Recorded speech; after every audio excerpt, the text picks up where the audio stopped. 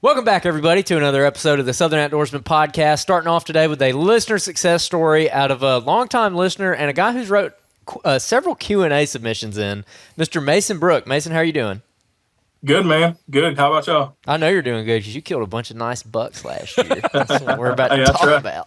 about. Jacob, how are you? Not doing as good as Mason. Yeah. I killed a few bucks, but not like what Mason killed Didn't last kill a year. drop-tine buck. No, I did not kill a drop-tine buck. It's on the list at some point. So, no, Mason, super excited to have you on here. Real quick, Mason, I want to kick off kind of like we do with a lot of these listener success stories. I want to talk about, how long have you been a listener of the podcast, and do you remember how you found out about the show? So I've been listening for as long as I can remember. Once you have kids, you'll understand that time flies. And I don't know if it was 5 years ago or yesterday, but I went back and looked through that because I kind of expected the question. And the first episode I listened to, which I backtracked and listened to every one y'all ever dropped, besides those stupid buzzard episodes. Dang. But Talking crap about turkeys. I believe it was episode 81, which was like a Catman episode. Oh, man. Oh, whoa. That's a long time ago. Way back there, yeah. Dude, oh, gee. Also, what part of the country are you from? Like, what state and area? So like south or north central Georgia. So two familiar counties in Georgia will be Atlanta and Macon, and we're directly between those two. Okay, cool. Yeah, So man. kind of in line with basically as far as elevation wise in the state, in line with Auburn, just in Georgia. Oh, okay. I got you. Yeah, because I remember you wrote in some Q&As when we started doing them last year, and you wrote in, I think it was your hunting club, and it was relatively flat and basically just a giant cutover. Isn't that right?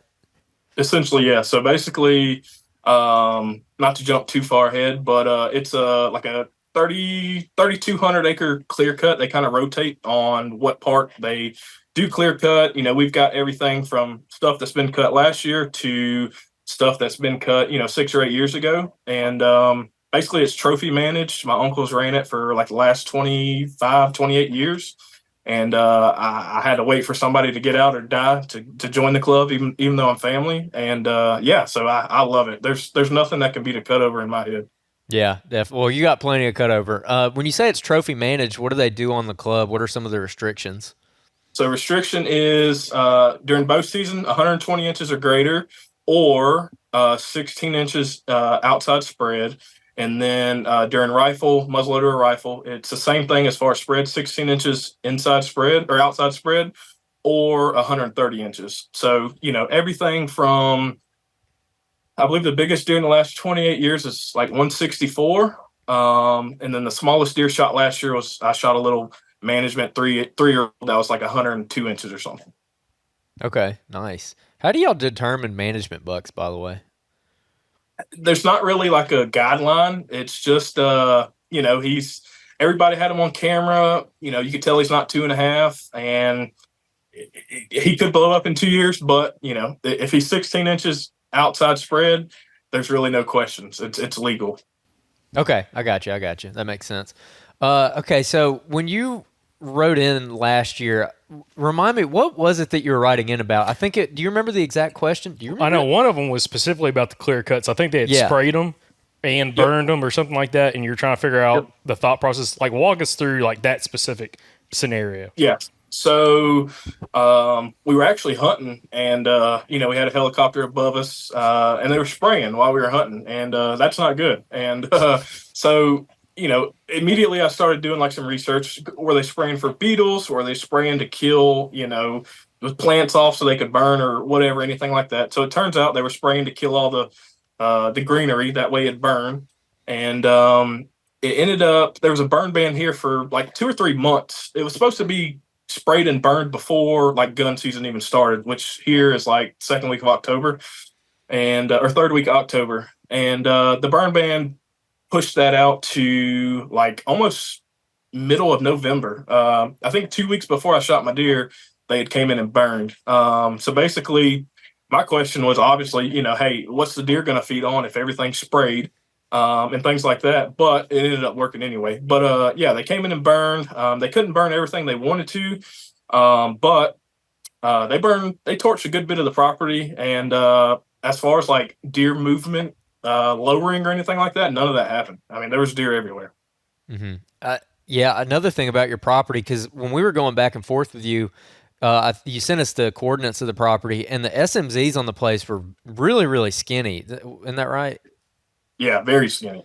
Yeah, just like little tiny SMZs that were like, I don't know, what are they, like 10, 15 yards wide, maybe? Exactly. Yeah. So on the other side of the SMZ, or I guess the water drainage, you have 10 or 15 yards on either side of that. So some are 30 inches or 30 foot wide, 30 yards wide, and then some kind of pinch down to where it's just a pine tree on this side, a pine tree on that side. Some are 5 yards wide. And then we have a lot of thickness. We got a swamp that butts up to us. So around those swamps, they get a lot thicker, just because they can't get as close, I would assume. But yeah, it's very diverse as far as habitat. Okay. Now, going into deer season, as you started hunting this property and trying to figure out these clear cuts, especially after they were sprayed with herbicide, uh, what did you end up finding out about the property? Because you had a really good year. You tagged out last year, didn't you? Correct. Yeah. So in Georgia, you're allowed 2 bucks. And so as far as, let me give you a little background. So the property's not necessarily like a pin out board. You can't just go anywhere. So basically, you get 3 areas, and they're 300 yards, wide by 300 yards tall, I guess. And basically, that's your block of land. No matter if you put your stand in this corner, you've still got 300 yards that way, 300 yards that way, whatever, vice versa. So everybody's got 3 spots, and you kind of select, where you want to go today, where you want to go tomorrow, and everybody pretty much hunts the same areas. As far as Billy, he'll go to the same spot week after week after week, and Jimbo, he'll go to the same spot week after week after week. So what I've learned is I kind of use like the pressure of the hunting club. So I know where Billy Bob's going, you know what I mean? And I use that along with the wind to factor in, hey, I bounce around a little bit more than everybody else. And if Billy Bob's here and Jilly Joe's there, then, if the wind's blowing this way, then I can set up here. He's not going to see the deer because they're supposed to be coming from this way. So they're going to push my way, et cetera, et cetera. But what I learned is these deer in these clear cuts, no matter if they're 2 foot tall or 8 foot tall, they're there. I can't tell you how many mornings I've sat in a tree stand and the world has woken up. And there was 6 deer bedded right there, doe group bedded 50 yards in front of me. When the sun comes up and that frost starts to burn off, there'll be another deer here. Those deer, they bed everywhere in those clear cuts. Okay. That was going to be my next question, because the property, if I remember correctly, was kind of featureless, like, as far as topography goes, at least compared to what we're used to. It's very flat compared to what we're used to. So was there anything that kind of seemed to concentrate them, that they wanted to be around? So when I wrote in that question about the burn, what to do, y'all had mentioned like these pockets where trees wouldn't get burned necessarily. I guess the fire just wouldn't work through those, or it'd kind of run around those or something like that. So there'd be like, I'm horrible with this terminology, by the way. So when y'all say draws and bowls and all this stuff, I just don't understand. It's all flat. So there's these little pockets where the fire just couldn't break through. And they would really concentrate towards those pockets. And then as far as like terrain, they'd hold close to those SMZs. They like to travel through there a lot. We're ate up with wild hogs too. So, they're kind of fighting their battles as far as, hey, the pigs are over here right now. We got to move here, vice versa. But as far as terrain, they would like to bed on, you correct me on the terminology. They like to bed on, I guess, the westward side of ridges, where the sun would go down. So the last place that ridge would see the sun is where they typically bedded down, which I don't know if that's opposite of normal or what. But they like to hold tight to the SMZs on the westward side of the ridges. Okay. Yeah, and those areas that you're talking about that didn't burn, we call those fire shadows. So yeah, it's Fire just shadow. usually it's because of the terrain. Like the fire just can't really work into that area really well depending on where they lit it from. So as the fire's kind of creeping across the landscape, like it doesn't burn well going like down a little hill that's a little bit steeper or something like that. And yeah, that's what we call a fire shadow. And so you get kind of an edge within all that thick cover, going back to like Greg Staggs, throwing it way back to an old episode. The interior edges, like that would be an interior edge, just like kind of hit on the terminology. But so you're saying that you have these little slight draws that are going through your clear cuts, and that's where your big trees are, aka your stream side management zones or SMZs. And the deer kind of wanted to concentrate on those, and more specifically on the western sides where the sun would hit all the way in the evening. Correct. Yeah, I don't know what it was about it, but I don't know if that's just the way the land laid out to where those SMZs just so happened to be on that westward side of the face of the ridge, or there was something about it they liked. Mind you, when I say like the westward side of the ridge, always in the bottoms, the maximum terrain, like difference from like, the road you walk in on to the bottom where those SMZs are. And one of my spots is probably 60 foot. So, we're talking just rolling hills. Okay. Yeah, and it's like it's nothing steep. So how did you end up keying in on that to actually catch up with some of these bucks? Like maybe let's jump into the first buck that you ended up killing last year. So the first buck last year was the drop-tine buck. So it was, we run cameras. My dad, his best friend, his son. That's kind of like our group within the hunting club. We kind of share pictures and, hey, I've got one at this spot, yada, yada, yada. So the one spot I have where I kill most of my deer at, it's basically like the flattest part of the property. And on the backside, I couldn't tell you what type of tree it is. They're probably 20, 25 foot tall. They're not like a fruit bearing tree or anything like that, but they're real bushy. And on the left side of my 300 acres is the SMZ, and it's just super thick. Once you get on the other side of the SMZ, nobody hunts there. It's too thick to get back in there. And I would assume that's like a bedding area. So the morning before I shot him, it was raining, pouring down raining. I hunted about 800 yards away from where I actually shot him. There's a corn feeder probably 150 yards out there. That's just for, not trophy, but like picture, like data, intel, what's visiting here, doe groups and things like that. So I seen this buck probably 350 yards down in a draw. And I hit him with a snort wheeze. He reacted to it, and he came straight to me. I had the gun on his chest the whole time. And he got in one of these places where the fire just didn't eat it up. And it's, 8 or 10 foot tall. It's super thick. Mind you, it's only probably a 15 foot or wide, strip of, just clear cut that didn't get burned. But it leads over the top of this ridge. And basically what he did is he came to me, he's upwind, so he never smelled me. And he just followed that little thick patch, and I lost him. So, of course, I was beating myself up. And the following morning, pouring down raining again, me and one other guy went hunting. Talking about pouring. I drove the side-by-side, and I'm soaking wet by the time I get, to the road that I walk into to the stand. And this is where, episode me. So I'm real big on killing wind. I like to give the deer the wind to an extent. So depending on, which area I'm at, I kind of have an idea of where the deer is going to come from, even though it's the rut. They're not just running crazy like, you kick a bed of ants and they just go crazy. They pretty much got specific routes that they like to take, which I've just learned from, one, sitting in the stand, two, trail camera data and things like that. So the day of the hunt, pouring down raining, it gets daylight, and I've got a doe and a yearling, that come right up to my stand, and the doe's grunting, which I've never heard a day in my life. A doe is grunting, kind of like seeking out, I guess, a buck, saying, "Hey, I'm ready. Where y'all at?" And she passes and goes in front of me, goes down to a SMZ to my right. And, knowing that I heard that close, it was pretty loud. Once she got probably 100, 150 yards away, I kind of hit those tending grunts. Who's that? Richard Font, I guess. Yeah. Yeah. So I do that all day, every day anyway. So now that I heard that episode, every 5 seconds, so once she got far away to where she couldn't necessarily hear me, not that it would scare her, but just that way all the eyes weren't on me. I hit the tending grunts, and then I actually hit a snort wheeze. and the wind's in my face, which I expect these deer to come from my left out of that SMZ and straight in front of me out of the stick stuff. And this deer ends up coming exactly where he was yesterday. I got him on camera as I'm sitting in the stand. You know, my Technicam pops up and I look at it, and there he is in front of the camera where I hunted yesterday.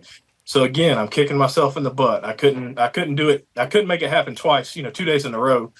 And so I tend to grunt a little bit louder, not full fledged, but just a little bit louder than usual. And like I said, the deer's in my face, or the wind's in my face, and that deer's directly behind me about 600 or 800 yards at some point on that camera. And he eventually works his way nose straight into the wind, about 140 yards off. So if I'm in the middle of my, rectangle, 300-yard rectangle, he's on the very left edge of my 300-yard rectangle, and he's working straight to me as I'm looking this way. So, I'm using my binoculars, looking, because I know something's around and something's looking for that doe, especially if she's been, pissing and everything and hot. And lo and behold, I've got a camera on a scrape about 140 yards to my left on that SMZ wood line. And he just shows up and he works that scrape, and I let him do his thing. And at 140 yards, 7 mag to the chest, and he toted it about 60 yards, and that's all she wrote. So, Mason, first off, there's some stuff I want to break down, but one thing specifically on these areas, in this area you're hunting, okay, and like this buck, and again, you mentioned a couple things. First off, you mentioned a couple episodes I was going to bring up. First, you mentioned using a killing wind, which that was brought by Travis Murray on episode 213. Again, for video listeners, you got to go back to audio, like Apple Podcasts, Spotify, to find that episode. But again, episode 213, understanding a killing wind while targeting mature bucks with Travis Murray. You mentioned that, which is a really interesting topic. And I think I remember you maybe writing it a few years ago about trying to start implementing that, again, using the killing wind. And my first success story I sent in was actually this deer here. That's the first mature deer I've ever shot. He was 5.5 years old. He only totaled like 76 inches, but he was like 240 pounds. And I gave that deer, I might have been 20 yards off. That's when I realized this killing wind starts, and that was actually at some family property right up the street. And once again, it was a 15-acre field. I knew my wind was quartered to like this corner of the field, and he just so happened to come straight out, popped him at like 190 yards. But yeah, that's when it clicked that, hey, this killing wind thing, it really works. Oh yeah, no doubt. And that's something, I'll be honest, I probably need to try to implement a little bit more myself, because we do have quite a few listener success stories coming from that topic. Also, you mentioned the 10 grunts from Richard Fott, which that's episode 290. Again, now available on YouTube, guys. You got to go back on audio platforms, again, Apple Podcasts, Spotify, iHeartRadio, to find episode 290. And that's titled Calling Deer the Right Way with Richard Fott. We've had a tremendous amount of listener success stories from that. I personally killed 2 bucks last year in Alabama implementing some of his calling strategies. So it's interesting you're implementing that.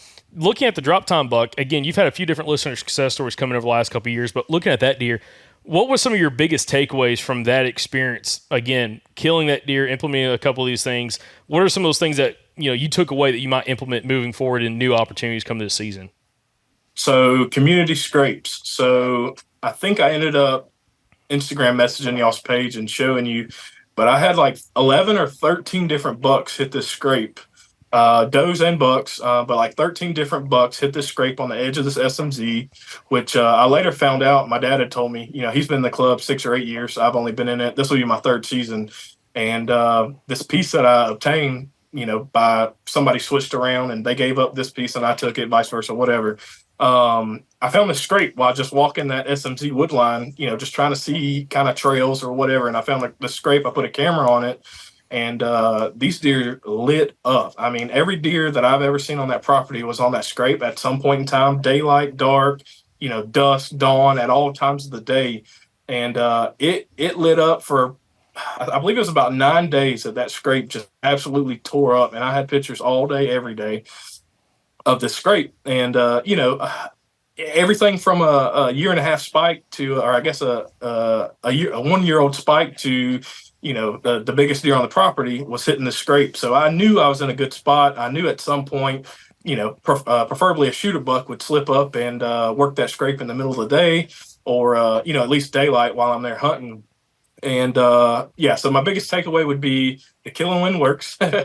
Find you a community scrape, put a camera on it, wait till it gets hot. Don't overhunt it while it's not hot. If you got, 2 spikes and a 4-point hitting it, it's probably not hot, but you'll know when it's on. And just what I do more than probably anybody else in the club is I hunt. So I mean, I'm down there as every chance that I get. I can kind of make my own schedule, and during hunting season, the boss man kind of knows that this is what I do. You know what I mean? So whether I can work Monday, Tuesday, Wednesday hard and take off Thursday, Friday and work, and hunt Friday, Saturday, Sunday, or vice versa, whatever. I've spent a lot of time in the deer woods. I'll put it this way: if I worked as hard as I hunted, I'd probably be a whole lot wealthier. Hey, don't let your boss hear this episode then. That's He hilarious. knows. Okay, He so, knows. Mason, so you brought up something, talk about the community scrape and having a bunch of different bucks worth at scrape, all different times, some at daylight, some at dark, dawn, dusk, whole 9 yards.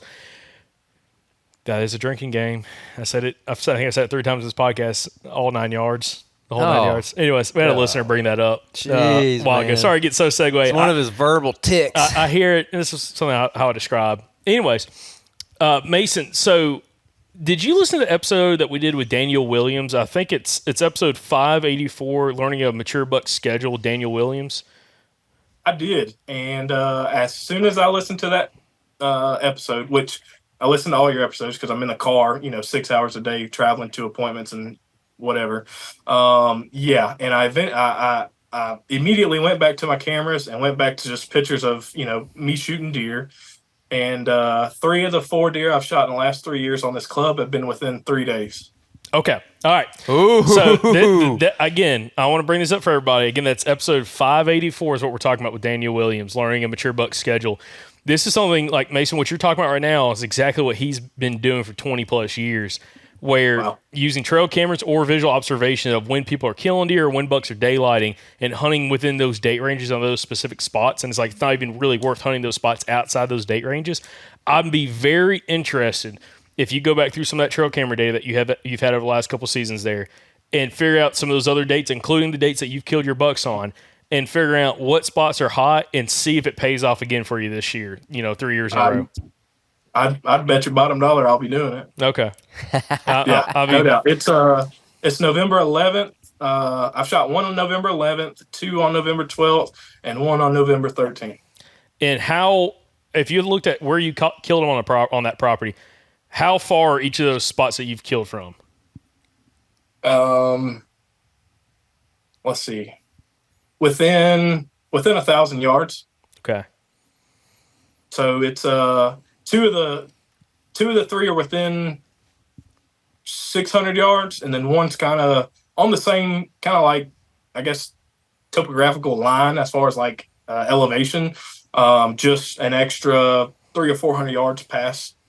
Basically, I got 3 spots. I've got one at the far left end, one 600 yards north of that, and then one probably 300 or 400 yards diagonal from that.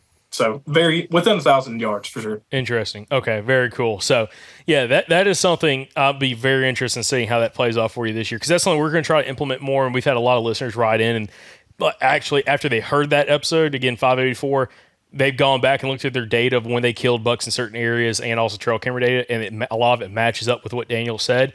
So I think this year we're going to have a absolute ton of listener success stories from that episode. Again, episode 584. So that's super cool to see that. Now, also, one thing you mentioned, or you wrote into us, and I don't know if Andrew remember this, but I was going to bring it back up.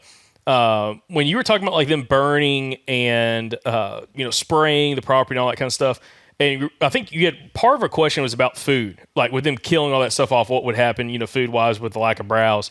And I think we had mentioned in the episode in the outro we wrote or answered that question on about all the new regrowth, especially once they sprayed and also once they burned it. Did you notice any of that new regrowth of vegetation that real low to the ground the deer were feeding on in those clear cuts?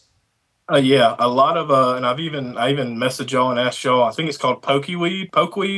Yep, poke salad. Poke salad. So there's a lot of that coming up, and they're tearing it up. But now the property, especially like starting this spring, everything that once was burned is, the whole property is a food plot now. I mean, there's stuff everywhere. Well, see, that's the challenge. So this is the one thing about when you lease a property through a timber company. More than likely, they're not going to let you run any kind of fires through it. So after they do some of that management, it almost gets back to like, first off, it's going to have an abundance of food, which is great, putting on, body weight and nutrition for deer, but also, next couple of years, probably the next 2 years, a lot of stuff's going to be so tall if they don't go back and, again, run another fire through it, which I highly doubt unless they're growing longleaf pines there. It's going to make where those clear cuts are going to be super hard to hunt unless you're getting crazy, crazy high and still you're only looking in the pockets of that clear cut. Also, again, I know you said you probably doesn't have a lot of topography, but I think we've mentioned this with you on some of your questions written in. Have you had any success or finding those low spots going through those clear cuts on those ridges and deer using low spots? Or, again, are pretty much all the ridge tops they clear cut pretty much flat and there's no like little drainages coming up through them?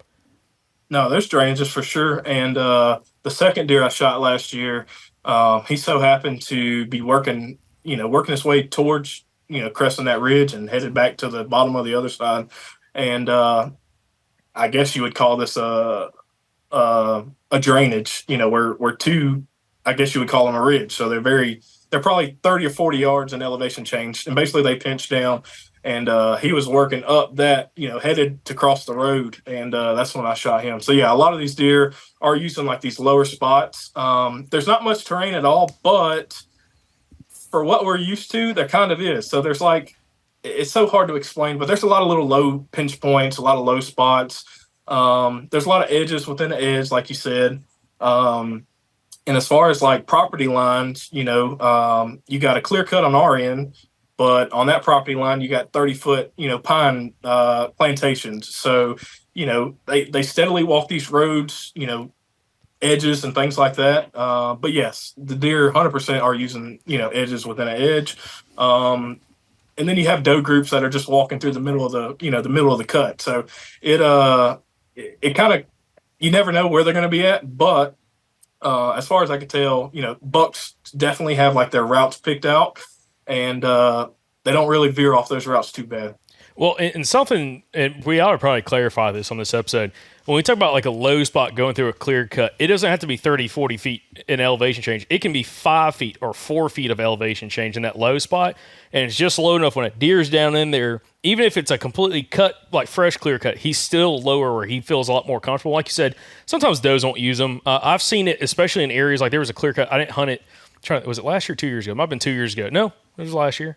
Yeah, it was last year. I hunted it, and where Andrew had almost got in a fist fight with the guy climbing 19 yards from him. I immediately know where you're talking Same about. clear cut. There's a low spot that runs up through it, and it's more of a pronounced low spot, but there's no trees in it. It's an SMZ that peters off up this ridge, and then it just goes. This ditch continues up through the top of the ridge onto the back side, and they cut all the way across it. And like every deer you would see would be working up and down it. And the interesting thing is that low spot and that clear cut, compared to everything else around it, it's probably 15 feet lower, but it's not like a steep drop off. It's like a nice little swag, like a little low spot. It's more grassy and bushy there. Then once you get up out of the low spot, up to the edge of the, the higher edge of that clear cut, it is more pines growing up, saplings, stuff like that. So there's that natural edge within the edge down that low spot. And that low spot, again, where that vegetation changes is probably 40 to 50 yards wide. And it's like they just want to work that edge. And it was kind of interesting because I saw a couple does bed down there right on the edge of like the saplings and the grass. And that's where they wanted to spend a lot of their time. And that's typically where you find a lot of bucks kind of cruising up and down it. So again, it's interesting. Again, even in an area, you don't have to have that big of elevation change in a clear cut. If it's 4 or 5 feet, elevation change or even less, it's a slight slow slope to it. That can still hold a deer to be able to work back and forth and also bed up and around it. So that's super interesting you found it. Also, I want you to kind of go into the second buck you killed. What were some of the takeaways there with how that hunt laid out? And again, maybe some other takeaways kind of moving forward for this season. Kind of what you just said. So time I shoot a deer, I take that time that I've already boogered up, the area to kind of walk around and see what's going on. So I shot a doe opening morning a muzzleloader in the spot that I shot the second deer, and going down to find her in one of those little ditches where it's super thick in the bottom and more piney on the ridge faces. I walked through there, and I'm not a big guy. I'm 5'8". I'm a fat boy, but I'm not tall. And I had to get on my hands and knees to kind of get down to that bottom to where she had died. And I then realized, it kind of hit me, there's like a highway up under all this stuff to where, a deer's not quite as big as you think he is, especially a doe with no horns and things like that. So they're in there just traveling around. And once I shot her, I realized, hey, this is a good spot. There's a lot of travel through here. It is a low spot. It is a whole lot more, I guess, high stem count down in that bottom, even though it's not like trees and stuff, just bushes and stuff, like you said. And what I took away from that is, well, here, let me walk you through that hunt. So it was about 2 weeks after I shot this one on November 11th. It was really windy. It was like 20-mile-an-hour gusts. And once again, pretty flat area. So you can see other hunters as you're hunting. And I realized I had a guy upwind, which was fine because he was a couple hundred yards away, probably 600 or 700 yards away. And the way these deer come out is they like to come out of those pine plantations, and it kind of funnels down, and then it hits that ridge top where that thick kind of draw is. And he had come out, like I said, working his way towards the top of that hill. And I had a doe come through there probably 30 minutes earlier. She wasn't in a rush. She didn't seem like she was hot or anything. But he kind of took her path. And that's when I hit him with Richard Fought, tendon grunts. And then I actually hit him with a little snort wheeze as well. And he beeline straight to me. And I shot him at like 40 yards. And I guess the only takeaway I would learn from that is that they really like those low spots, like you just said. And then, of course, Richard Fought and his calling tactics. That's what I was going to say. It sounds like you're just having a ton of success with his calling technique, too. Yeah. Yeah. Like every 15 minutes or so, I'm hitting tendon grunts. And, lower volume than you would think. So I wish I had a grunt call to show you, but I'm barely putting any pressure on this thing, and I'm also doing what he said, where he turns and he pretty much does one every 20 degrees or so around the tree or whatever, and I'm doing that every 15 minutes or so, and then I like a snort wheeze, man. I don't know what it is about it. I don't know if I've watched so much YouTube videos that I think it's the Midwest or something, but I've had success with it, so I use it. Yeah, I've had success with it as well in Alabama, a couple other states as well. But it's really, to me, it works really, really good when you're in an area. First off, it's like preferably a mature buck. Like I've had a couple younger bucks come into it, just kind of more curious. Like they're not trying to fight; they're just trying to see what's going on. But like the more mature bucks that we've done it with, it's like they're coming in there kind of pissed off, like they look a little upset, and they're really analyzing everything, and it's almost like, I don't know if it's like a confidence booster, but they get so fixated, especially if you're in that rut time frame. Like there's hot does on the ground somewhere within maybe 1,000 yards of you, and you do that, it's like, okay, it gives him more confidence to come in there versus just a grunt. Like if a buck's snort wheezing and another buck hears it, I just personally feel like it's one of those things, like that switch goes off in their head, like I'm going in there whatever it takes and figure out what's going on. And again, I think when people don't have a lot of success with it, it's maybe they're using it where the deer's way too close and the deer can see up in the tree where you're at. It's almost like you need to do it when they're either a little bit further away or there's a lot of thick cover between you and the deer. Like maybe you can see him, but when he's on the ground, he can't see to the base of your tree when you snort wheeze. And there was Travis Lee, who we had on when we were at the Eco Wild Expo.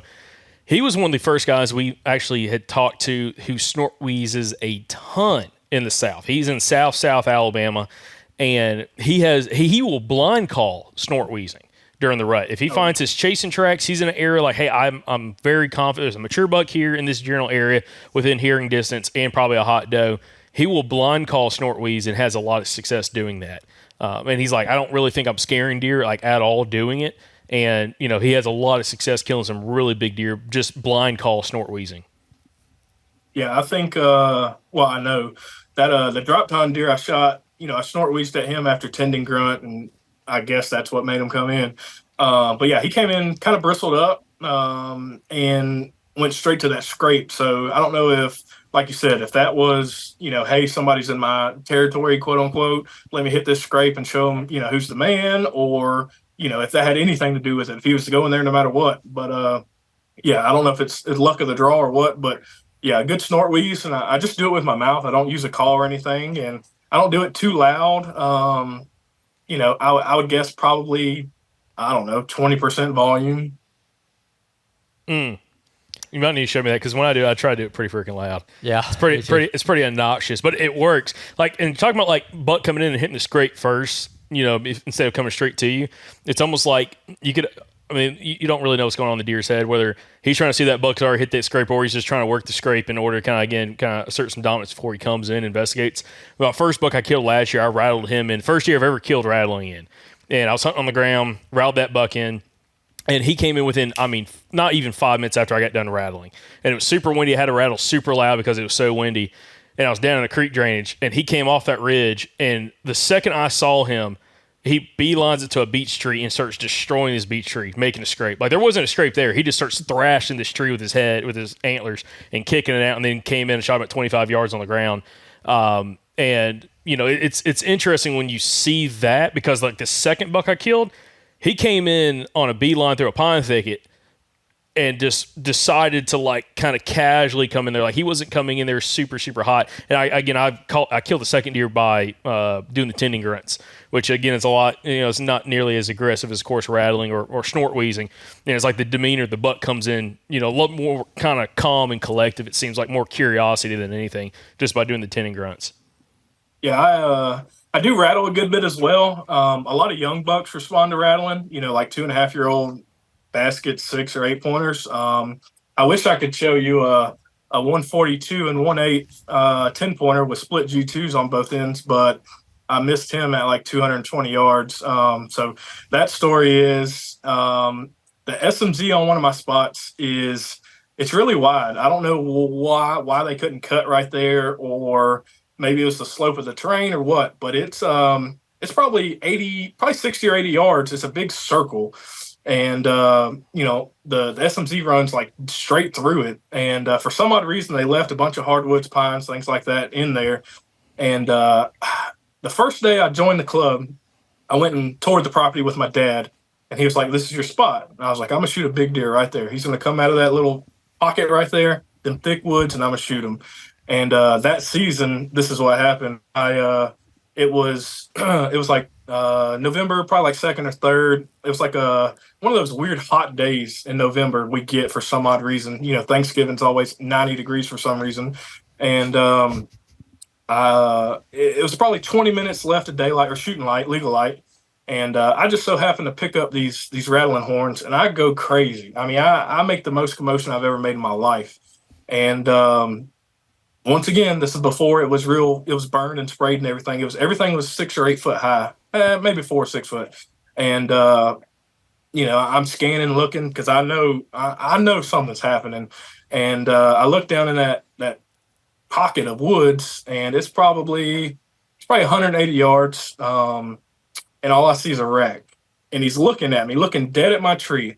Mind you, I'm the only tree besides his pocket, within 600 yards. Like, there's no trees on the property. I'm in the one solo, I think it's a pin oak. And, I'm in a ladder stand. I'm well hidden, but he pinpoints me. He knows exactly where that sound came from. And when I realized that this big deer is just looking at me at 200 something yards away, I throw the binos up and I look at him and I realize, that's him. It's my first year in the club, so I got to make sure it's not a fine or I'm kicked out, right? So I'm studying this deer, trying to figure out, hey, is he 16 inches wide? Hey, is he big enough? And at that point, instead of turning around and backing back where he came from, he starts jolting up the hill, up the ridge side. So, of course, it's the biggest deer I've ever seen in my life. I throw up the gun and I shoot, and I miss. He's running as fast as he can. And, a big-bodied deer, they might look like they're going fast, but they're not. I mean, this deer had to be 250 pounds. And he starts taking off this ridge side. I shoot, I miss. He gets shot the next weekend, 142 and 1/8, and both G2s look like that. I mean, they're just split.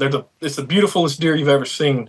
And he's like 18 inches wide, mass galore, great tines, just the biggest deer I've ever seen in my life, and I missed him. And I was sick, but the following week I shoot a 132 and 2/8 So it kind of made up for it. But yeah, as far as rattling, I rattle a good bit, but like I said, a lot of younger bucks respond, in my opinion. Interesting. Heartbreaker. Yeah, no doubt. Yeah. Been there. Mason, let me ask you this as we're getting to almost the point of wrapping up this segment of the episode. What has been some of your biggest takeaways? And we've already kind of hit on some, but like after listening to the podcast as long as you have, what are there maybe some specific conversations, maybe guests, maybe episodes that had made more sense to you that you've actually gone out there and directly implemented? I mean, we've already mentioned 290 with Richard Fott, calling the deer the right way. Travis Murray killing wind, and I'm sure there's a couple others. Like, what are some of those conversations or topics or guests that's really hit home for you? So a lot of these aren't going to be what you want to hear, but hunt as much as you can. Like I said, I do a lot of time in the woods. I sit in the stand a lot. I don't do bow season. I do, but not often because it's 105 degrees.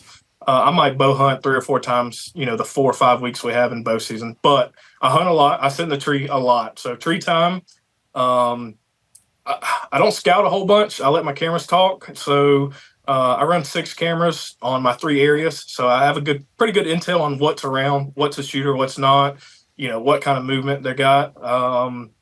And then the biggest thing I would say, that way these guys, I'm on private property. That way these guys don't think, hey, I need to pass the 120 because I could shoot 142 and 1/8 next year, is you can only hunt, what's on your property. So if this property wasn't trophy managed for the last 30 years, I wouldn't be waiting around for a 132 or a 123 or whatever. I'd shoot a 100-inch deer if it was 16 inches wide, which I did last year. So you can't, if you're in South Florida, you can't expect a 142, right? You can only chase the biggest deer on your property. So if your county, your state doesn't provide those, there's no sense in waiting on a 150. We just so happen to be in a good part of the town where, these deer are 220 plus pounds. There's a lot of cover for them, so they're able to get old and mature and grow great horns. But yeah, that's my biggest thing is time in the woods, and then you can only hunt the deer that you got on your property. Absolutely. Yeah, Awesome. that's a good note to end it on. That's a great point, man. That is an excellent point that everybody needs to remember, especially when you're hunting in the Deep South, is that if you're not killing 150s every other year, it's all right. Nobody is. Well, it's like Clifton Denny, one of our podcast guests, been on the show. Like one of his episodes got re-released a couple weeks ago, and that's one thing that he had talked about previously to us, and I think he mentioned on the podcast the very first time we had him on, where he's really good friends with Richard Fott from Arkansas. And Clifton, this is years ago, wanted to kill Pope and Young buck with his bow. And the part of the state he was in, it was very rare for somebody to kill a 125-inch, especially like any kind of 125-inch deer with a bow. So Rich was like, dude, he's like, you could try over there, but it might take you 30 years. Or you could drive a couple hours to a different part of the state that they're way more common and, hunt there, put your same work and effort into, and you might kill more of them. And he did it and instantly started killing a lot more deer and bigger deer too, just because he had to go to where those deer were actually at. And that's a really good point for everybody because, again, it's kind of like I joke with Anthony, my uncle at the family farm, like, he wants to kill 140, 150-inch deer. And he finally pretty much did that with a high tower. And, but after hunting that place his whole life, he's in his 50s. That was his first deer that broke that kind of line. It's like you got to kind of figure out what the carrying capacity is, not only deer numbers, but quality of deer on a place. And first off, if you own it, maybe there's a few things you can do to kind of help, maybe increase that, by herd management with you and your neighbors. But, don't expect to kill a 140-inch deer if there's never been a 140-inch deer ever killed on that part of the county or seen on that property. Again, you're talking about that'd be a once-in-a-lifetime buck for most people in an area like that. Or you could drive or get in a club or hunt some public on a different part of the state where maybe it's not as common, or it's not super common, but there's a higher chance you're going to find a deer like that in that area if that's your goal. Yep, definitely. No doubt. No doubt. Sweet. Well, Mason, dude, appreciate you joining us for this segment of the podcast. Another great listener success story, actually success stories from you. And of course, I know you will keep us posted on how the season goes for you, getting everything prepped and ready for Georgia. But again, appreciate you joining us for this segment of the podcast. And listeners and viewers, hold on just a second before we transfer over to our, kind of wrap up on this outro on this Thursday episode. So, Mason, thanks again for joining us. Thanks, buddy. All right, guys, that's going to wrap up the listener success segment of this podcast. Now we're going to kick it over to the Q&A section, and we're probably just going to BS around for a minute. Jacob, we just finished up the World Deer Expo. How was that? It was awesome. I've got my voice back. Thankfully, we didn't record it like a couple days after we got back from the show, because I know Sunday morning when we went to the show, my voice was like super deep, like surprisingly deep. I got to the show and people were like, "Are you okay?" I'm like, "Nah." And then after Sunday, yeah, it was about gone. So show was awesome. Got to meet a ton of listeners, and probably the most surprising thing from the show is the amount of people that were coming up that had been only listening to the show or watching the show for the last maybe 6 months. Some of them like within a day of the show, where they found out about the show, and it was all from YouTube, which is pretty cool. Yeah, that was actually really cool. I was surprised at the amount of people who found us through YouTube. There's a lot of folks that came up to me and said that they'd only been listening to the show for like 6 months. Yeah. Which is great. That's really great to hear. So, that is good. So the only thing is about that, we get asked the same questions over and over again. Like, what's an SMZ? Oh, yeah. What is a thermal hub? What is a even get down to like saddle and stuff like that. There's a lot of times that people are tuning in, hasn't followed the show before. So we may need to make some kind of checklist on the next couple episodes that we go over of like some must listen to episodes if you're new on the show. Like, if you've only been tuning in for about 6 months or less, what are some things you might want to go back and listen to or watch that may kind of get you up to speed on some of these different things? Oh my gosh, I just had a really good idea. I'm going to write that down. I just had a great idea for something we could do. Let's see. While you're doing that, hold on, I got something else. So another very exciting thing about the show that I was really happy to see and hear was the amount of listeners that came by the booth specifically asking to see photos of Steve. God. I guess we're doing this. 100%, we're doing it. Sorry. So Steve is what Andrew used to call the Big 10 point on the hunting club. Okay? I'm still going to call it the Big 10. There's no way I'm going to refer to him as Steve. You just call him Steve. So Steve, a lot of people. We had a lot of listeners come by and viewers on the YouTube side of the podcast come by the booth asking they want to see Steve, and it was great. It made my weekend. People asking about Steve, so it's sticking. Yeah, the first couple, it kind of took me a minute. I was like, what? You want to see my father-in-law? By the way, Steve is also, not the deer, but the actual Steve is Andrew's father-in-law. My father-in-law's a buck. He was branding to him, boy. Yep. Oh my gosh. Anyways, yeah, that was fun. So, yeah, Andrew didn't enjoy it. Yeah, not a huge fan of that. We're gonna be at the GON Expo in Emerson, Georgia, I guess tomorrow. Yeah, this weekend. So this weekend, we're going to be at the GON Expo there. We're booth 605 there. GON Blast. GON Blast. We're right next to the truck buck shootout area, so that's going to be fun. Pretty close to the entrance. Next to Jake Fromm. He's in booth 604. We're in booth 605, so it's kind of interesting. Both shows we've been at World Deer Expo, the last two shows, World Deer Expo and the GON Blast, still booth 605. Yeah, so I looked at the map. Once you walk into that convention center, if you go to your left, we're the sixth row. So it's like 100s, 200s, 300s. We're on the sixth row. So y'all go look for that. Go find us there. We're going to have more hats for sale. Sold out of a couple styles in Birmingham. But we still got a bunch of hats left, a bunch of different styles left that you guys can come get in on. And man, we got a bunch of requests for T-shirts at the World Deer Expo. So we're going to be coming out with those in the very near future. I think we finally figured out how we can do it. So I actually ordered some samples today. Cool, sweet.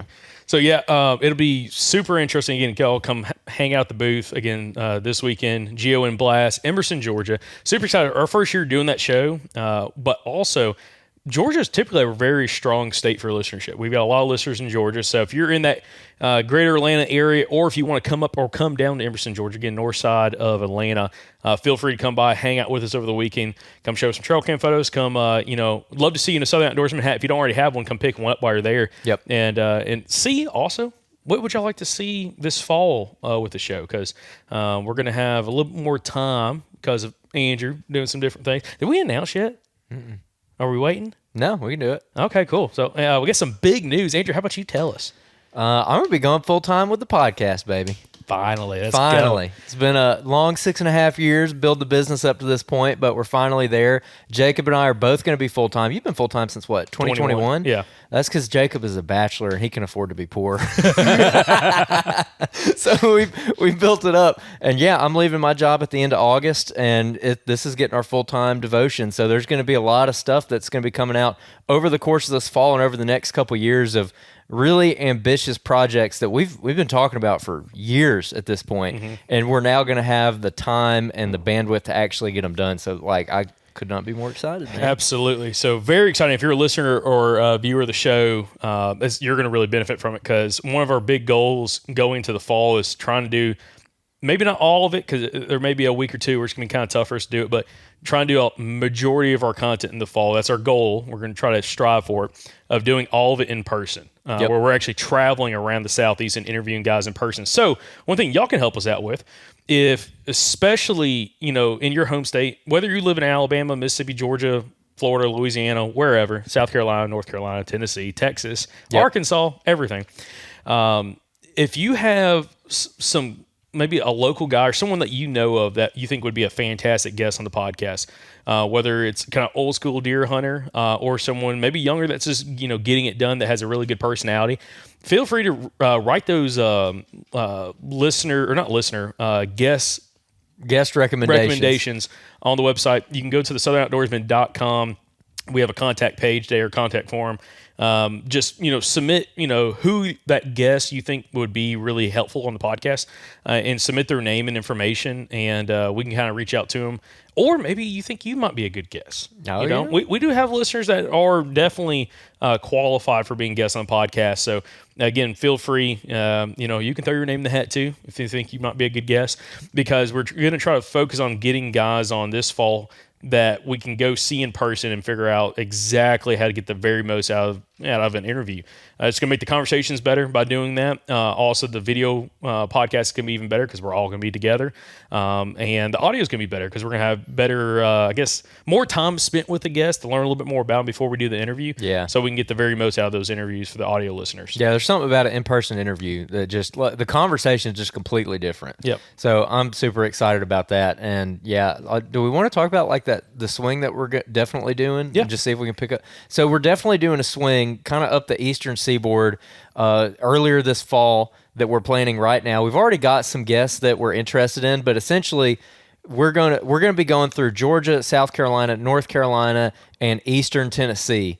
So if you have any guest recommendations in those areas, definitely let us know, because we're going to be passing through there anyways, and we want to pick up as many interviews as we possibly can. Also, same thing in Mississippi. So we're going to be in Mississippi, Louisiana. Yeah, Mississippi, Louisiana. Maybe even East Texas. If some of you East Texas boys got a good one out there, I wouldn't be opposed to going to East Texas. Or a couple, for sure. Yeah, or a I don't know couple. if I want to drive 14 hours for one interview, but if it's worth it, maybe. I don't know. We might put it together. That's true. But definitely, again, Mississippi and Louisiana, if y'all are coming in from that area and there's somebody you think that would be really good to get on the podcast, especially if they haven't been on the podcast previously. There's a couple of people that's been on the podcast previously that we really want to do in-person interviews with. But again, if you have somebody new that hasn't been on the podcast, maybe they've been on other podcasts, maybe they haven't been on a podcast before, write those in and kind of let us know why you think they'd be a good guest. And if you have contact information for them, great, submit that too. If not, let us know what's their best way probably to get a hold of them, whether it's through social media or wherever, and we'll try to get a hold of them. So it'd be super fun. Really excited about that. On another note from the World Deer Expo, our buddy and past podcast guest, Ben Allen, was there. You're actually wearing one of his shirts, Freedom Outfitters. He's been on the podcast before. He now lives in Kansas. He was on, I was trying to find his episode number. I couldn't find it earlier at the show. I was trying to look it up for somebody. Let me see if I can find it real quick. See if you can find it. It might be under Benjamin Allen. I don't think you necessarily put it under Ben Allen, but he's been on the podcast. He was active military. He's retired now. Used to live and was stationed in Texas, hunted East Texas public land, killed some really big bucks out there on public. Then was stationed in Louisiana, killed some really big deer in Louisiana on public. Then he got moved and stationed to Kansas, and that's where he retired at. And since then, he's been running his own outfitting operation up there. But he hunts a lot of public, and he was actually showing us and kind of talking to us about Kansas, and actually been a big resource for us about looking at Kansas and what we need to pay attention to while we're in Kansas. But He brought by the booth. Episode 180. Episode 180 with Ben Allen. What's the title of that? Hunting low pressure pockets on public land and hunting clubs with Ben Allen. Sweet. So yeah, a lot of public land in Louisiana, Texas, and Missouri. So that at the time, those were the main places he was hunting. And yeah, like you said, he ended up getting stationed in Kansas, and he retired out of the military there. And it was so good, he decided to just stay. I don't blame him either because for a couple of reasons, he brought by some sheds, a matching set of sheds off one buck that lived last year. I think he picked the sheds up on public, if I remember correctly, and he had them in like a plastic Euro skull. He brought by the booth, and he was telling us about this deer. Scored like 184 or something as a typical. I think it was 187. 187 is typical. It's a 10-point. Mm-hmm. We'll cut in a video. This deer is unbelievable. Explain, if you're going to explain like just the beams on that deer, how would you explain the beams, main beams? To put it in perspective, he had 2 bucks in his booth that were upper 190s, and this buck was way more impressive than both of them. He got one of the booth deadhead they found in public. 239, 238, or something like that. To me, the 187 was still more impressive because his frame. Again, I'll cut in the video. You can put that deer's rack around you. It's so big, but the tine, like the mass on this deer. I don't even know what to compare it to. I'm looking for something that I can compare it to. Like I don't even know. What would you compare it to? Almost like, and I don't know if the video's gonna do it justice. Almost like Louisville Sluggers for main beams. Yeah, I mean seriously, it weighed so much. The mass around the G4s, I can't I don't have the biggest hands in the world. I don't have the smallest hands in the world. Okay, some people say I got Donald Trump hands. So when I go to grip around like the just past the G4 on the main beams, I still can't get my hand all the way around it. Like at that part, you're talking 23 inches down the beams because they're probably 28-inch beams on that deer, maybe longer. I don't know, man. They like. The size of those beams, 25 plus inches down them, or 24 plus inches down those beams, is bigger than majority of the bases of any buck I've ever killed.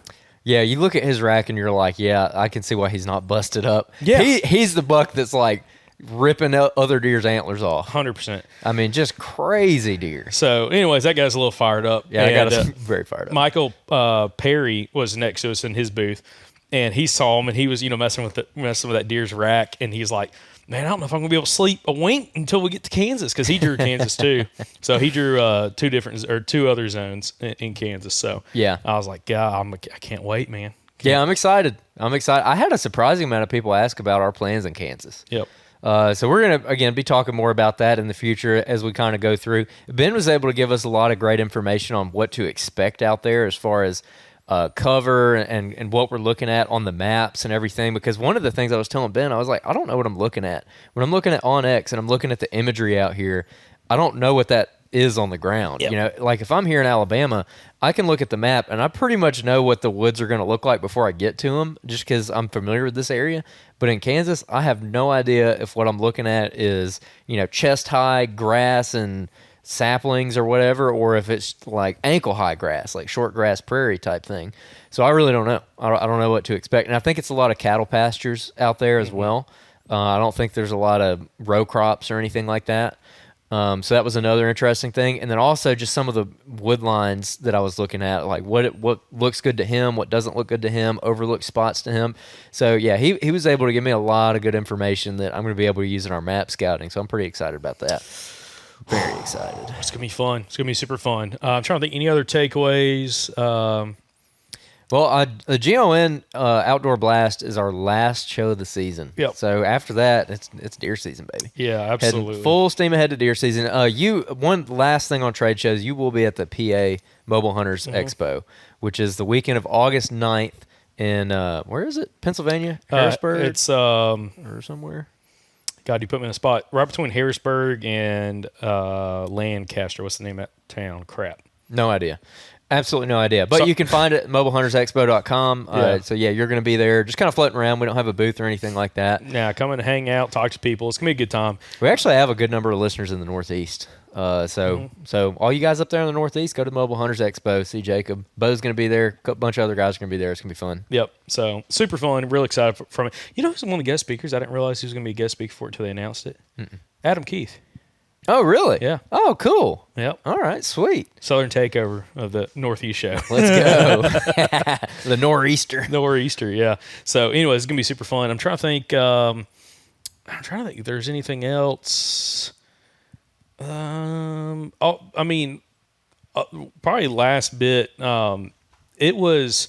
I know we had a lot of listeners came by the booth, and it was kind of one of those things like on Saturday we were talking to so many different people, and because of the way the booth was lined up, we had Weaver's meat processor right here behind us or next to us, which is awesome because they were giving out free samples like all weekend. Oh, they fed us. I think they said they gave out between 4,000 and 5,000 samples of their different sausages they came out with, and 1,500 of them were me. Yeah, the new chorizo. I'm going to put this shout out. The new chorizo links they have, which you love chorizo sausage. I love it too. Oh my gosh, was unbelievable. It's a brand new product they're coming out with for this year. So again, they're doing it. They had the test. It was with pork, but during deer season they'll be able to do it in whatever deer meat you bring them. So I'm definitely getting some of that done. The chorizo. Oh yeah, me too. I love chorizo. So yeah, great having Weavers next to us, and I think we're all going to be on the same row next year that we were. So on that row, it was Michael Perry, us, then Jeremy Aaron and Daniel Lemon with Do It Yourself Hunter, and then it was Weaver Meat Processing, and then we had Vortex right across the way. Yep. So yeah, I think we all renewed those same spots. So we're just taking over that row, man. It's our little group of people. It's a party. Yeah, absolute party. So other than that, appreciate everybody that stopped by the booth and came hang out. Or I can't talk. Thanks for everybody that came by the booth to hang out with us and talk with us, buy hats and everything like that. And then look forward to seeing you guys at the GON Blast in Emerson, Georgia, coming up this weekend. Other than that, I guess we can get over to some Q&As. Yeah. Right, I see. Well, I would ask. Do you have any updates on hunts or scouting or anything? But I know you ain't been in the woods. Nope. Ain't been. We've been. It's actually surprising because this summer has been so hot and dry from pretty much, almost May through a good portion of July, and then all of a sudden it's rained for the last 10 days. Yeah, which I'm very happy for because it was getting crazy dry. But it feels really good because we've had a couple days that was in the mid 80s during the day. The only problem is you got thunderstorms rolling through. It's a little sketchy out when you're out in the field because we had a when was that? That was probably 3 years ago when I was running a handful of cameras, 11 cameras in this one area, or 10 cameras. I had a windstorm come through, kind of catch me off guard one afternoon this summer when I was checking, putting cameras out. Yeah. And there's trees falling around me, and I was like, dude, this ain't good. I'm about to get killed by a widowmaker, dead snag, because there was just trees dropping. So no, I haven't been out. I was talking to, actually, y'all will hear on Monday's episode. We get some guests coming in. Buddy Shane Parker and Michael Pike. Sorry, mine's a little fraud right now. Michael Pike coming in, and they just got back from scouting Indiana. Found some really good stuff up there. That's where they're going to be hunting there. I think they're also going to hunt Kentucky. But Shane's already, getting inventory of bucks this summer, and it's going to be a really interesting conversation. We're talking about summer trail camp strategy, which I know we've had a lot of questions from you guys about, how do I need to set up my trail cameras in the summertime to get best inventory of bucks, especially when you can't run any kind of feed or minerals or anything like that, especially if you're on public, or if you're on some private land that you just can't do it, or if you're in a CWD zone. So it's going to be a really interesting conversation there. But no, I don't have any updates for myself personally. Yeah. Well, we got a little bit of updates on the club. We got all those cameras out now. You need to stop calling it the club. You just need to call it privileged land. On my privileged land. On your privileged land. We so one of the members, we had a discussion about this after last season, where he was like, "Oh, we need to plant soybeans out here," and we were all like, "No, we don't want to do that."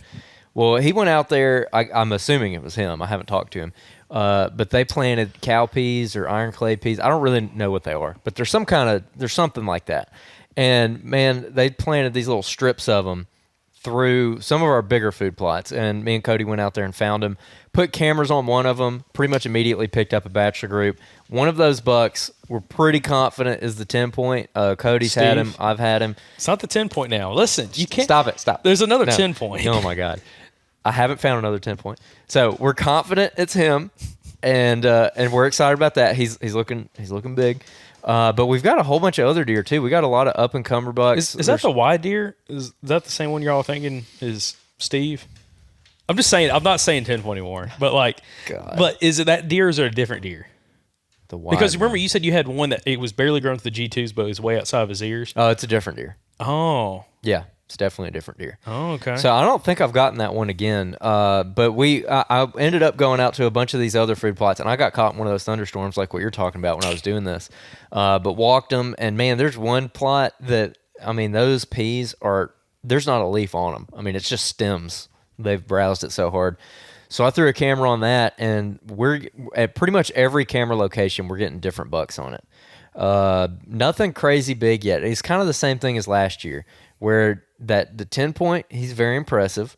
And then that other wide buck, he's pretty impressive. And then there's just a bunch of these kind of basket 8s, basket 6s. There's one half rack who he's got a pretty, like, his body's pretty big. He's got a big old brisket on him, but he's just a freaking, like, cool nub buck on one side. Yeah, he is a buck that Jacob Myers will smoke in a heartbeat, baby.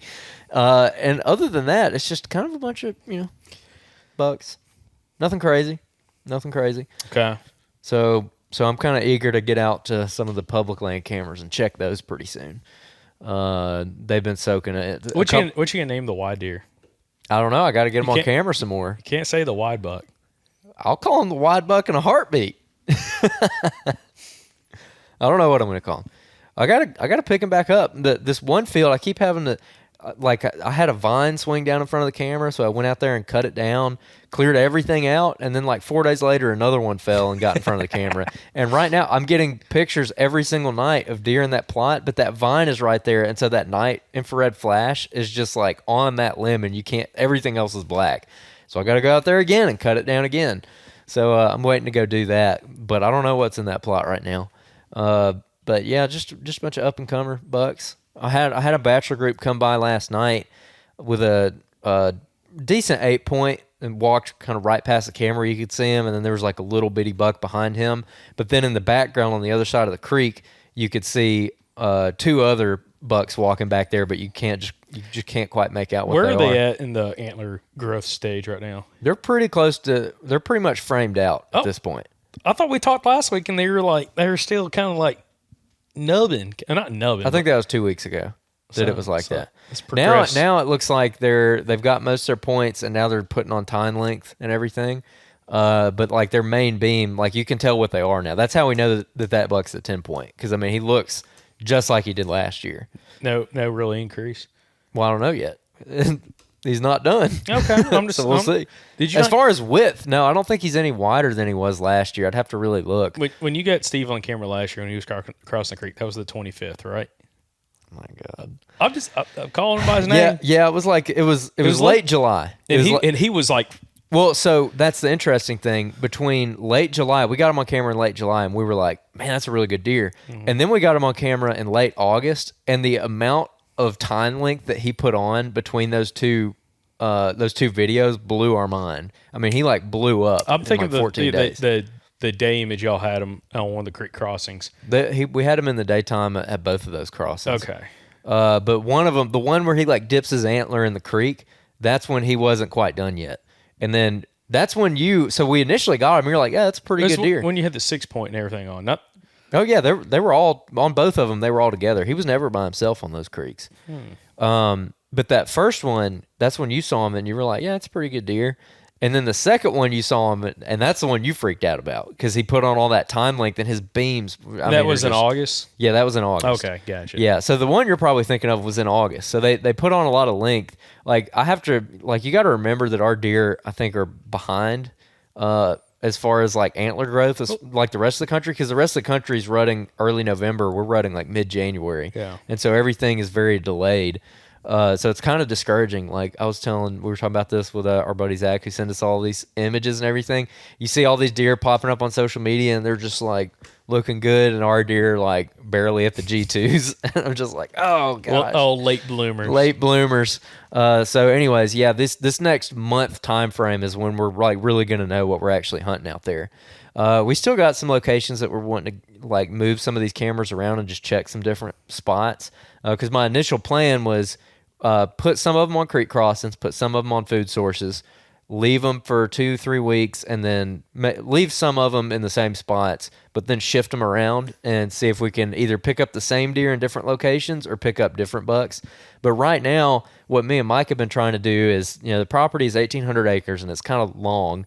and we're trying to put little groups of cameras in like each location. Going back to what Bronson Strickland was talking about, where these deer have they have like 200-acre home ranges that they change every day, but they utilize roughly 200 acres. And then he talked about anchors on the landscape, like what are things that are going to hold those deer in a spot that they're going to relate to. So right now we're just trying to identify what are those anchors, what are they holding to. Let's identify all of those on the property, and then let's switch these cameras around on each of them and see if we can pick up different deer in each location. So right now, what we're thinking those anchors are these food plots that have these cowpeas in them. Well, I mean, that's what Bronson said on the main episode. On that episode you're talking about, is it was the food plots that were the anchors for the most part for those deer. Now, they had a lot bigger food plots in that study area than what you guys have, but still. And you know something I thought about? Because I was cutting clips from Todd's episode 600, talking about ground hunting, ghillie suit hunting. I asked him a specific question about, was there any commonality between where, like, certain kind of features you had to have in order to find a mature buck on public? He said, absolutely. Like, it's, there's always water super close by, and it's really thick cover where there's not a lot of trees is like two of the big common factors. Yeah. And I was thinking, he mentioned the water, and like your club's a great example. There's water everywhere in that club. Like, For the most part. there's a decent amount of those draws that have some kind of, there's a couple areas, a couple sections that definitely have less than others, but there's a decent amount of water out there, which might also be a reason. Like, you hear some guys like in the Midwest or areas where there's not as much water. Like, you start talking about some of the mountains where it's just like spots of springs and like deep draws that would have water. Yeah. But there's a lot of land in between it that doesn't. And the deer are like more congregated around the water, but it's like, when you're starting to get in areas like Alabama where every drainage, every SMZ could have some water in it, especially if you're getting rain like this, it's like they don't have to travel a whole bunch. No. So like, I mean, you could have a camera out and you could have a whole batch of group 100 yards away that really likes that section, and they might not come to right there where you're at just because they might have everything they need in a very small area. Yeah, that's a good point, because some of these cameras that we're getting the bucks on the most, or just deer in general, we're getting deer on them every single night or almost every single night, are close to water. It's close to that main creek that runs through the property. On the south end of the property, there's a creek down there, but it's dry most of the time. It's probably changed now because it's been raining like heck for these last couple days. But that creek is pretty much dry outside of little bitty pools in it. There's nothing running. And so that's where me and Mike have a couple cameras right now. And we're only getting deer coming through there like maybe one time a week. Like last night, that group came through. That's the first buck I've gotten on that camera since we put it out, and we put it out on July 13th. So I think that's what we're seeing there. Like, these deer are probably anchored to something else over there, and we're just catching them as they're passing through. Maybe they're kind of shifting around that home area a little bit, and every once in a while they pass through this little creek bottom. It's actually where two creek bottoms run into one another. And that's where we got actually two cameras right there, like 50 yards from each other, watching these two crossings. And we've only had them on there one time since it's been out, so it's been like 11 days, I think, something like that. So anyways, we'll see. That's a little club update. Okay, we got cool. going on. Privileged land update. Privileged land. That's it. Yep. By the way, I just joke with you guys. If you were out there hunting some privileged land, good on you. Jacob's just jealous. All right, let's do some Q&As. All right, sweet. Yeah, we had a bunch of them come in over the last probably a week or so. So it's going to be good to get back some Q&As. So, by the way, guys, if you want to write in Q&As, again, we try to cover those on these Thursday episodes. Once you guys write them in, there's a link down in the show notes, or you go over to the website, thesouthern-outdoorsman.com. There is a tab on the website or form that is listener Q&As. You can submit your questions, and we'll answer those on these Thursday episodes. So appreciate everybody that's already done it. And Adrian, what are we going to start off with? All right, this is from Drew Derenberger from Missouri. How thick is too thick, or is that even possible? That's a good question. All right, I'm gonna take that one first, and then I'll let you answer. In my opinion, when you're talking about just like thick cover, as in like briars, saplings, stuff like that, I don't think there is such a thing as too thick. I think that the deer will get in that stuff. I think the only instance where it could be quote unquote too thick is when it's like a hard physical barrier, as in like trees blown down, on top of each other and like big trees, and the deer physically can't walk through it anymore. But if you're talking about just grasses, briars, like blackberries and everything, like little shrubby plants, I don't think there is such a thing as too thick. No, so what I was going to say was the like wind damage, big trees blown down. That's where you have deer that aren't necessarily walking in that stuff. They might get on they're going to walk the edge of it. They're going to bed on the edge of it.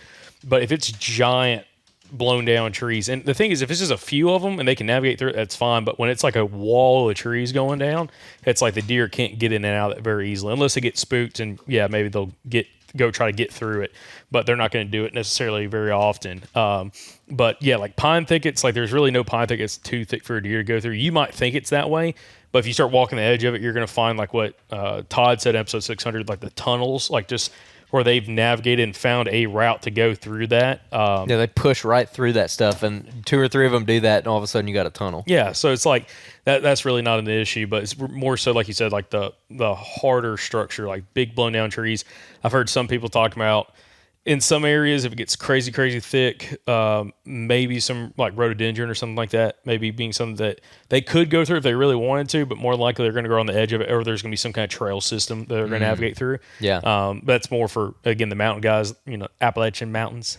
And yeah, it's like horizontal woody cover, like Yeah. not vertical woody cover or vertical cover in general, but when it's horizontal and you can't just push it out of the way, that's when it gets too thick. yeah.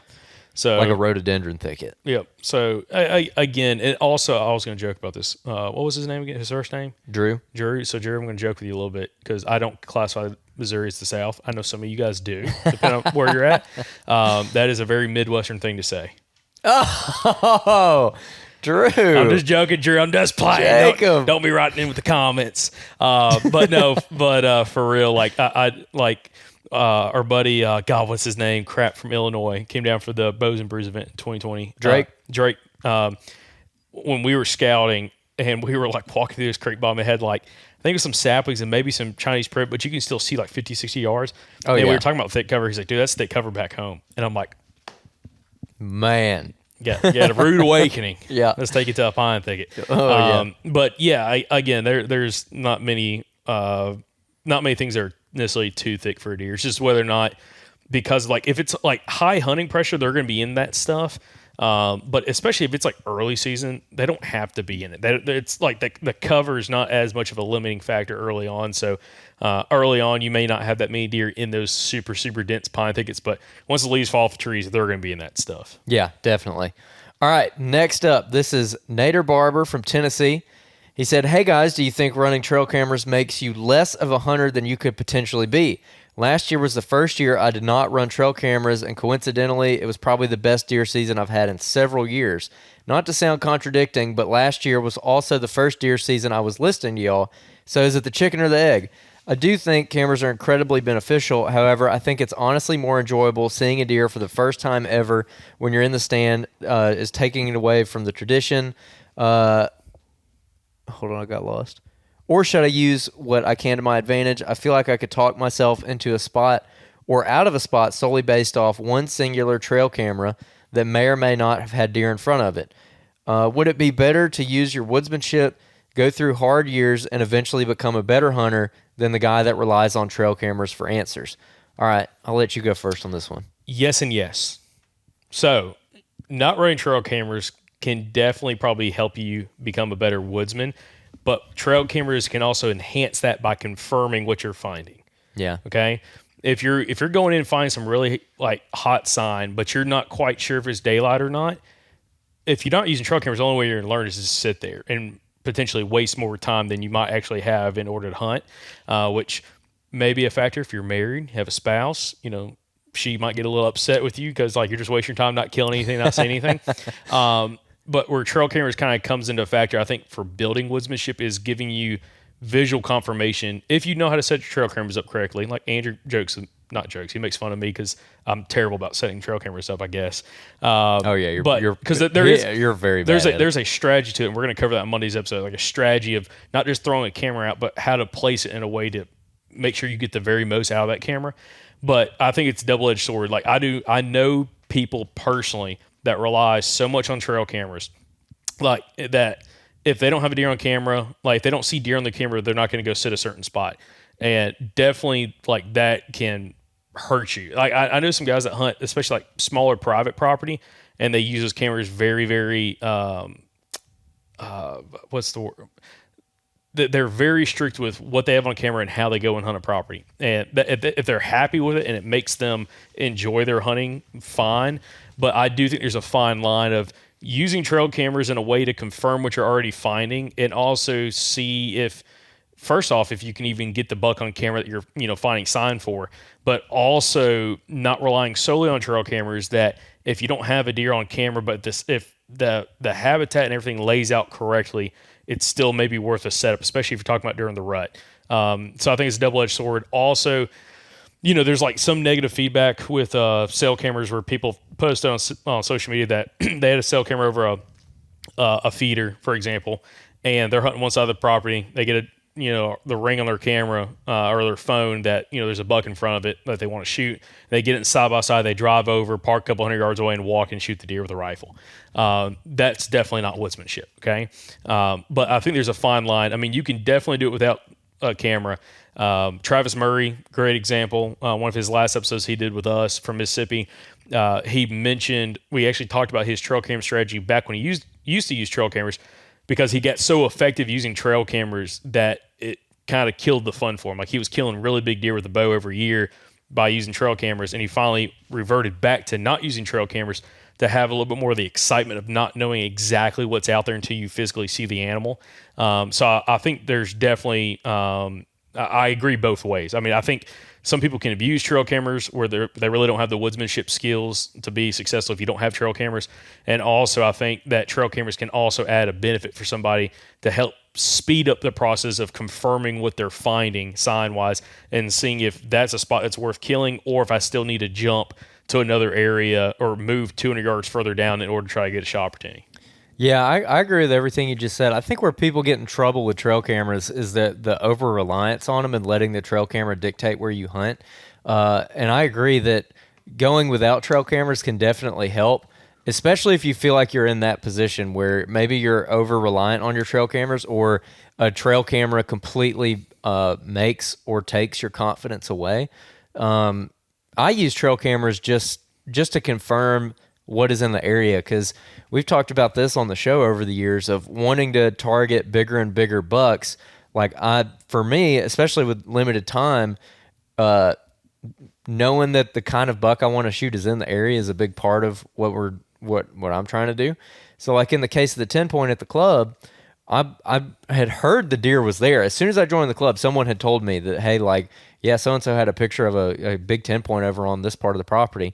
And so I wanted to go in there and confirm that that was true and that he was living over there. But every time we hunted that deer, like when Mike missed him last year, we didn't have a single trail camera photo of him because we weren't really running any cameras after August, after we pulled those creek crossing cameras. After that, we pulled the cameras, weren't running cameras at all, and we just hunted the area. And Mike ended up getting a crack at him, and then I ended up getting a crack at one of the other bucks in the bachelor group that he was running with.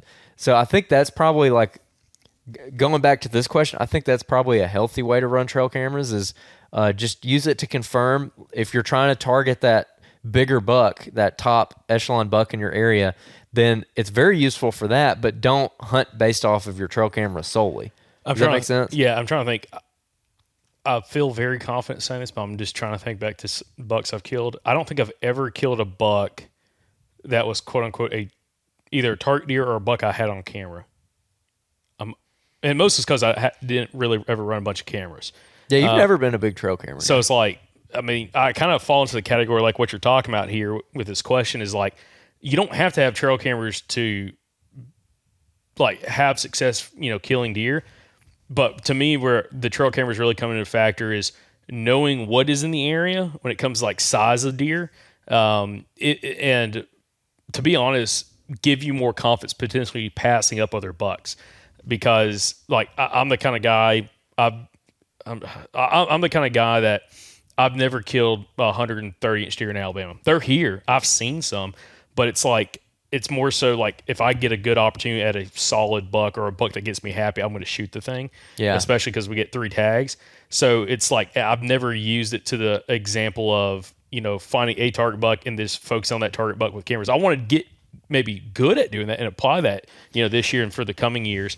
But it's also like trying to fine tune and find the areas that bucks are frequenting and then figuring out where's my best travel corridor, where these bucks are frequent at. And a lot of times it's not right where the camera's at. Sometimes it's a couple hundred yards from the camera, like where our mountain deer, where we killed our mountain deer. Like you killed one buck that was in the vicinity of the camera, but he wasn't probably going to be on camera when you shot that deer on that mountain hunt. Yeah. And yeah. I shot my bucks, 400 yards from a camera, 350 yards from a camera. Yeah, 350 yards. So it's like, it kind of just tells you what's going on in the air, but you don't think of like, you put a camera exactly right where you need to climb a tree and kill a buck. Great example, Daniel Williams, episode 584, which he was a very popular guest at the World Deer Expo, by the way. He was in the booth and hanging out, and everybody came by. Man, I love that episode. Well, there's Daniel right there. You go talk to him. And he was talking to everybody for about a day and a half, and he was like, I'm leaving, boys. I'm tired of talking. But lost his voice too, probably. He talks about a lot of times when he's killing bucks in these areas that he's catching them on their rut loop with trail camera, they're never in front of the camera. They might be 100 yards away because we're talking gun hunting. Yeah. A lot of the bucks he kills might have never even shown up on camera, but he's hunted there because he found a certain pattern and seen a certain pattern, and then he goes in and executes on it. So, I see both sides of it because I can relate with you about not necessarily running trail cameras and still having like one of your best years ever. It's definitely not needed. And to be honest, there's like kind of that fun atmosphere to me where like I might not be trying to kill the biggest deer in the world, but if I can go and find sign and go kill a nice buck or like a respectable buck by doing that, I really enjoy doing it. Again, enjoy running the cameras too, but it's like it's fun when you do a little bit of both. Yeah, definitely. Yeah, I think that's I think that pretty much wraps up my thoughts on that. Yeah, I mean, you shouldn't just to clarify earlier too, by the way, I'm not I wouldn't put a camera on like a creek crossing or on a scrape or something like that and then check it, and if there's no deer on it, I'm not going to hunt that area. I'm more, again, just trying to figure out what is in the general area, and then I'm hunting the general area. So I almost never hunt on top of where my trail cameras are at for that reason. I'm hunting, a nearby terrain feature. I'm hunting a nearby straightaway where I can see with a rifle.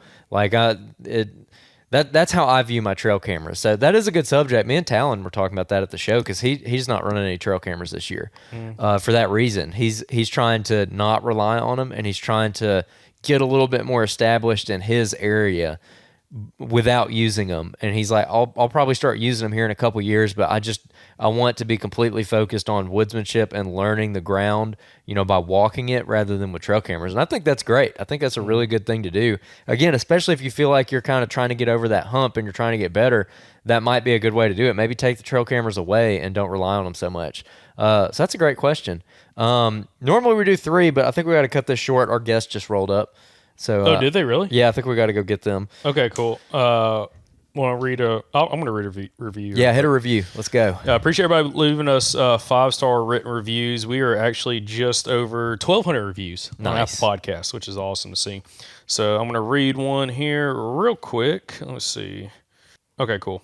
Here's one from the Mobile Hunter Expo. So this is from Rambo Bambi. 5-star review. Excellent name. Yeah, 5-star review. Great podcast and even better people. I had the pleasure of meeting Jacob and Andrew at the Southern Mobile Hunters Expo, and the guys that you hear and see every time you play an episode will be the guys you will get when you start a conversation with them in person. They took the time to talk deer and tactics with everyone who wanted to, despite being tired and probably needing a water break or maybe a beer. LOL. If you listen to the podcast and apply these tactics, you will grow as a hunter and see results. Great work, guys, and keep it up. Awesome. Appreciate that, man. Yeah, we have a good time at the shows. They are a little bit exhausting, but they're fun. We love them. Awesome. They did not roll up. They need the address. Oh, okay. All right. Well, anyways, you got anything else before we kind of wrap it up? No. Guest recommendations. Y'all write them in. Guest recommendations. That'd be super helpful. Again, any kind of states in the southeast, especially if you have multiple. Like if you just have one, that's fine. But if you have multiple, like a certain region of the state, that'd be great. And send them over, and then we can kind of reach out to them and vet them out, see how they would be on the podcast, and then maybe try to plan a trip to go interview these people in person. So please send those in. Again, on the contact form. Don't do it through social media. Go to the website, southernoutdoorsman.com. There's a contact form. It's not the Q&A. It's not the listener success story. It's a contact form on the website. Send it over, and you can put the subject line being guest recommendation.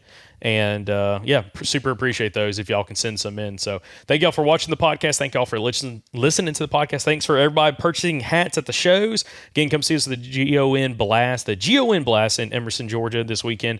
And we'll catch you back here on next week's episode from the Southern Outdoorsman podcast. Remember, guys, y'all stay Southern.